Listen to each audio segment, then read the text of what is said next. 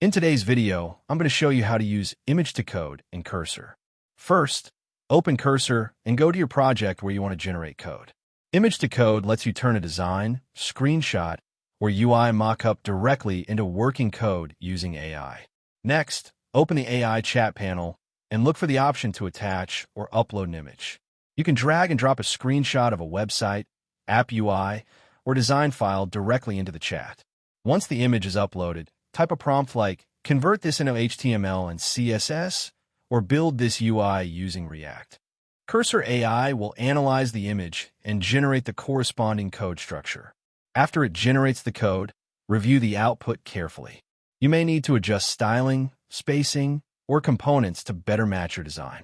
Finally, click Apply or copy the code into your project and run it to see the result. And that's it. Thank you for watching this video. Please feel free to use the affiliate link in the description.